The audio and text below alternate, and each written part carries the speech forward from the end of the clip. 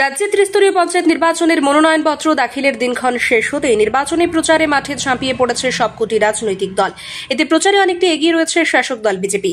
শনিবার সন্ধ্যা 7টা নাগাদ কদমতলা ব্লক এলাকার চুড়াইবাড়ি এবং পূর্ব চুড়াইবাড়ি গ্রাম পঞ্চায়েতের যৌথ উদ্যোগে চুড়াইবাড়ি বাজারে অনুষ্ঠিত হয়ে গেল নির্বাচনী বাজার সভা এবং মিছিল।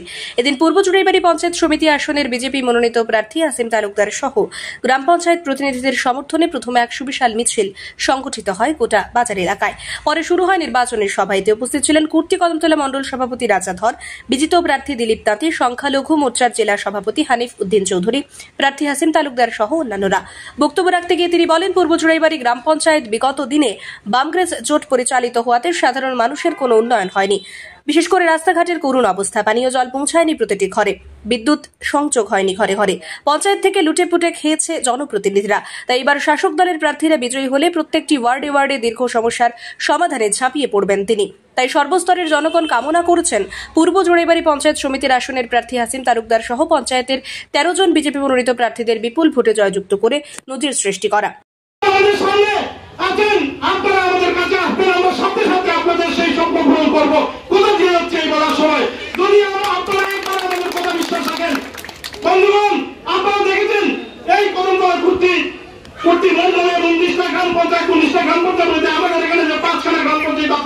আমাদের পৌরসভা বসে আছেন, এখানে মাইনরিটি ডিস্ট্রিক্ট সভাপতি বসে আছেন। পুরো পঞ্চায়েতের রাস্তাঘাট এখন আর পুরো বাকি নেই, কাঁচা রাস্তা আপনারা দেখেছেন। আমাদের চুড়াইবাড়ি দেখেন, পূর্ব চুড়াইবাড়ি দেখেন, কেন এই অবস্থা আমাদের সামনে দেখেন। এখান থেকে বেশি না 20 কিলোমিটার 20 মিটার দূরে গেলে আপনারা হাঁটতে পারবেন না।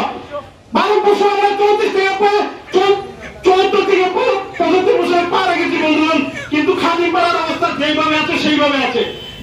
যদি আপনারা পঞ্চায়েত নিয়ে আসতে পারেন তাহলে সেগুলো কোনো সময় সম্ভব হবে না।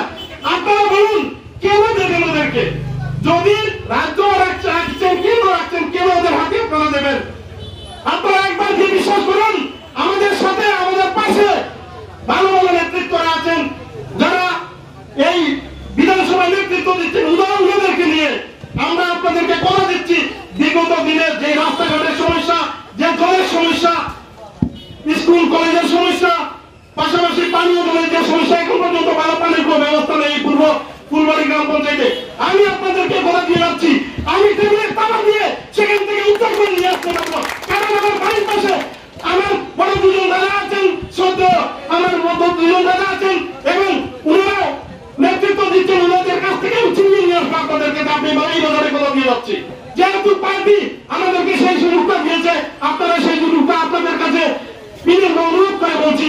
আমাদের যে পূর্ব ফুলবাড়িতে যে 13খানি আমাদের 13 জন সদস্য, 7টা ওয়ার্ড মিলে 13 জন সদস্য এবং 8 নম্বর আমি দাঁড়িয়েছি। আপনারা দেখবেন এখানে বিগত দিনের যে সমস্যা হয়েছে, প্রতিটা সমস্যা আমরা কাটিয়ে উঠবো। তার কারণ আমাদের সামনে বসে আছেন হানিফ উদ্দিন মহাশয়, উনি করে দেখিয়েছেন। ব্যুরো রিপোর্ট, সত্যের খোঁজে 24 ঘন্টা।